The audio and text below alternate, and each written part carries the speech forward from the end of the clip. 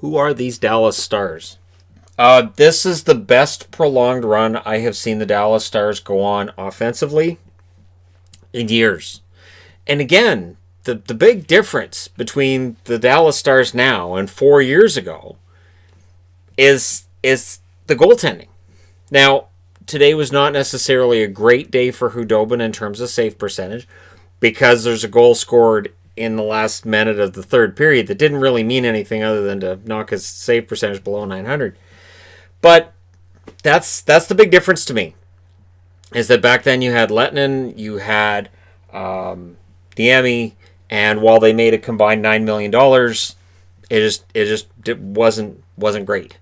So Dallas comes into today knowing that if they win, they've got a really good chance of knocking Colorado tomorrow. Colorado comes into this knowing, hey, if we win this one, we're tied. We can maybe go for a 3-2 series lead. Now, after today's result, of course, Colorado's playing for their lives tomorrow. And we'll see what happens. 8 hits in the first 2 minutes of this game. Yeah, it was a heavy hitting game right out of the gate. Perry takes an interference call. The Avs get a power play. Perry would make up for that, though. First off, the penalty kill held. There were no shots in the first 6 minutes. Now, when I say no shots in the first 6 minutes, I mean by either team. Neither team seemed to be overly interested in getting shots. They were all about the hits at that point.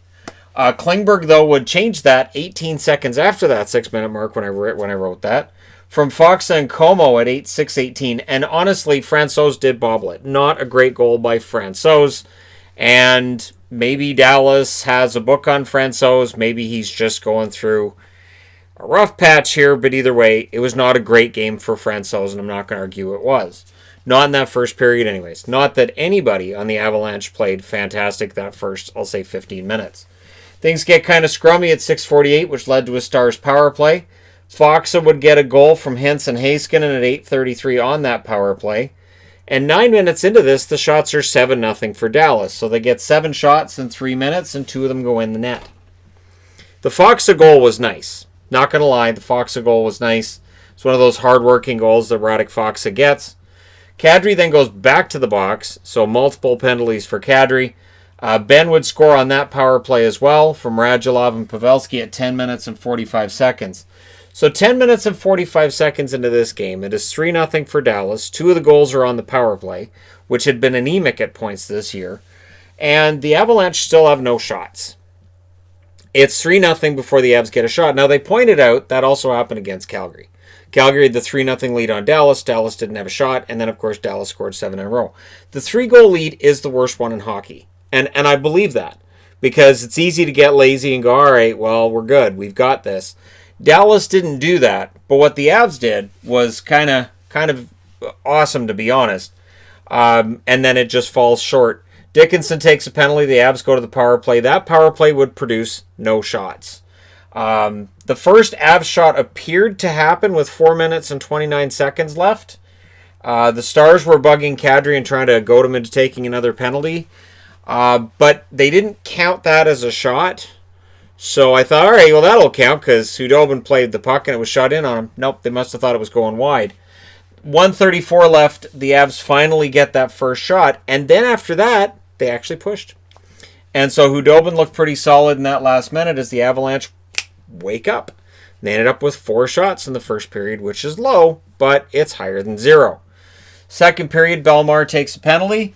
Ben was then guilty of an illegal check to the head 28 seconds later, so we have prolonged 4-on-4. The Avs had a shortened power play during which they had a pretty good chance, and Hudobin kept the Avs off the board. The shots were 8-4 in favor of Colorado in that second period at 6.5 minutes. Hudobin then denied Graves. As Colorado continues this push, Nemesnikov had a chance that was turned aside. The Avs in complete control at that stage of the game. And this again, I'm looking and I'm going, all right, it's a 3-0 lead, but Colorado has full control and they are capable of scoring a bunch. We saw that in this game right here. And so there's some concern on my part there as a guy who's rooting for the Stars. Connaughton takes a penalty. That's the second penalty drawn by Corey Perry. The Stars go to the power play. Francouz denied Hintz during the penalty kill. And then finally, Colorado breaks through after killing off that penalty. And it's Valeri Nichushkin with the goal. from Makar and Burakovsky at 13-24. And I thought at this stage, this is where the Stars need to pick it up. They're up now 3-1. You've got to pick things up. The Avs are in control. Draw some more penalties and do something with it because this is a problem. McKinnon then takes a penalty. He didn't like it. He didn't think it was an interference call on replay. Again, it depends on your point of view. I'm staying out of it. But it was Perry drawing another one. So Corey Perry drew another one, and I thought, if he was in an Anaheim jersey, I probably would have said, it looks kind of like a dive. And again, I'm not saying he did. I'm just saying that when he was in Anaheim, there were numerous times where I'd roll my eyes and go, come on, Perry, get up. That's before I had a channel. So he drew his third power play for Dallas. And this is where I started thinking, he's kind of been a star for Dallas, even though he's not on the board. But I feel kind of dirty thinking that. So this is one of those things where Perry plays for a team I cheer for, but I'm not necessarily all that happy with some of the stuff that goes. And again, you win the game, you go, hey, just look at the scoreboard. They won. Don't worry about it. But, so solid penalty kill by the Avs. They pushed in the last minute, and the Stars take two penalties at the same time. It's Alexiak and it's Como. And, so there was a delayed power play, and then, whoops, there's two penalties on the same play. So immediately, Bednar calls a timeout. And goes, all right, 5-on-3, plan it out, and it worked. 19:35, 25 seconds before the end of the second period. During the 5-on-3, Cale Makar scores from McKinnon and Rantanen. And so it's 3-2 after 2. And this is where I, again, started thinking, Dallas, they're on the verge of letting this get away from them. Because they've been outshot badly in that second period, and Colorado has all the momentum going to the third. Early third period. Hudobin denied Landeskog. The penalty kill would hold, so this is a leftover, of course, from the 5-on-3 they scored on because they still have the 5-on-4. Push by the Avs, though, would continue. No shots for Dallas through 6 minutes of that third period. None. And again, this is where you're thinking they got a 1-goal lead. They're not generating shots. The Avs have the puck a lot. I love dramatic tension as much as the next guy, but can we not have tension in this game? That'd be great. Jost then takes a penalty. The Stars go to the power play. Francouz denied Radulov, and I honestly thought at that point Francouz had bounced back. He allows the 3 goals in 10 minutes in the first period, but here we are, we're about 5 minutes into the third period, and he hasn't allowed a goal since then. He's looked sharp, and then Hintz scores from Klingberg and Faksa with 2 seconds left in the power play. So at 7:30, that's a tough one. That was the 7th shot on that power play. So it's easy to say, Francouz, he blew it there. But they had 7 shots on the power play. So the penalty kill needs to clear the puck a little bit more than they did. And I thought Hintz on that shot, that was beautiful. A lot of players would have just taken the one-timer. He waited, and then he fired it. And I thought that was an absolutely beautiful, that's a goal scorer's goal. So when people say it's a goal scorer's goal, if you're new to hockey and you go, what does a goal scorer's goal look like? Look up the Rope Hintz one on the NHL site. They'll show you the goal, and that's what a goal scorer's goal looks like. It's the only way I can describe it. And then 32 seconds later, Gurianov gets a goal on a bonehead move by Makar. Makar gets crossed up with Francouz behind the net and kind of throws it out in front of the net. Francouz doesn't know he's going to do that, so it kind of hits Francouz, and Gurianov goes, thanks, and so he scores. So I've put Makar as the assist.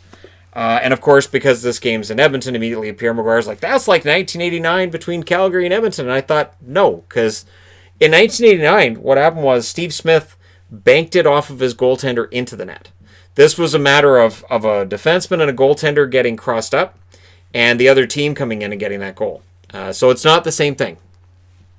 He also, though, tried to correct AJ during the commentary on something she hadn't said. He's like, well, actually, and I'm just like, that's not what she said, Pierre. But anyways, we'll get out of there. Because getting out of there was Francouz. And I honestly thought this was a mercy pull. Hutchinson goes in, and, this is where, again, when you're Dallas, you get into the number 3 goaltender. Get some shots on him. Get lots of shots on him. Test him. They didn't. And then Nichushkin scores from Burakovsky and Belmar at 11:24, and I didn't like that goal. I know there's a deflection. I didn't like that goal. I thought that's one that Hudobin needed to get, especially since That at that point made it 5-3. And you don't like that 3-goal lead being eaten into, because again, that 3-goal lead is the most dangerous in hockey. So, since there's so many goals in this game, of course the markers are going to fall, right? Because of course that's going to happen. Grab that. Not picking up again, though, I swear. You fall off of that shelf, you're done. You're out of the company. The Stars not getting chances on Hutchinson. This is absolutely notable at that stage of the game. Avalanche pressure with 4.5 minutes left. And I right away, I'm putting on the board, like, should Corey Perry get a star for drawing penalties? It's a talent. He ticks guys off. Guys don't like him. He has that whole face punch thing going on where guys want to punch him in the face. He knows it. And he draws penalties. He draws interference and tripping and hooking and slashing because guys don't like him. Goaltender gets pulled with 3 minutes left. The Stars iced it with 2:30 left, and then they liked that so much they iced it again with 2:24 left. Offside then by the Avs with 1:17 left. And Rick Bowness wasn't happy because he felt Nathan MacKinnon should have got a penalty. Dallas had a shot potentially at the empty net, and MacKinnon might have got away with one there. I don't know. They were trying not to call too many penalties. They'd already called so many. Goaltender gets pulled again with 1 minute left. The Stars iced it with 7.3 seconds left. You guys know I don't really like the icings when you got the empty net. And at 19:56, Nemesnikov gets a goal from Girard and Kadri. That one tipped off Sagan's stick. It didn't look great, but I'm going to give Hudobin a pass on that one because it did tip off of Sagan's stick in front of the net. So that made it a 1-goal game. Makes it a better score for Colorado. Not that any Colorado fans or players or coaches are going to feel better about the score. So Dallas wins, and they're up 3-1. Colorado's fighting for their lives tomorrow. Shots were 10-4 Dallas in the first, 17-8 Colorado in the second, and then 15-11 Colorado in the third. They outshot Dallas 37-29. This is what killed them right here. They got that 3-goal deficit and just couldn't quite fight back.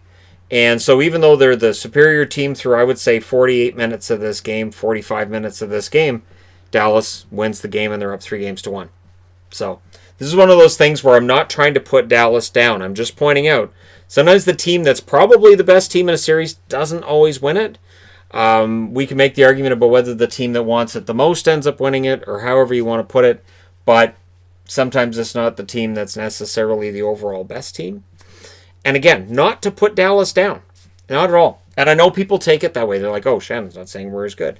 No, I'm saying that, there's ebbs and flows to a game, and your win can be based on just, like I said, these 10 minutes here. Power plays, Colorado 1 for 5, Dallas 3 for 6. Special teams continue to be pretty good for Dallas in this series. Their power play, it's looked pretty good. Francouz saved 21 out of 26 before, as I said, to me it looked like a mercy pull. Hutchinson saves all 3 shots he faced. Hudobin saves 33 out of 37. Yes, these are brand new goaltender magnets. Off of the same sheets that I pulled the first, second, and third period magnets from. So the eventual plan is to have as many magnets on these game boards as possible so that it's not just my chicken scratch on them. Game 5, as I said, tomorrow. Dallas could end it. Dallas could be waiting for the winner of Vegas and Vancouver, so they'll be watching that one with some keen interest tonight. Because if Vegas beats Vancouver tonight and they go up 3-1, the series in the West could be over quickly. But we'll see. Let me know your thoughts in the comment section below. Can Colorado come back from 3-1 down, or is the momentum firmly on the side of Dallas? And is the goaltending just not going to be good enough for Colorado to get him over the hump? Let me know your thoughts in the comment section below. As always, do not forget to hit like and subscribe if you're browsing your way through. You just happened upon this video. Thank you guys so much for watching, for all your support. I'll talk to you again soon.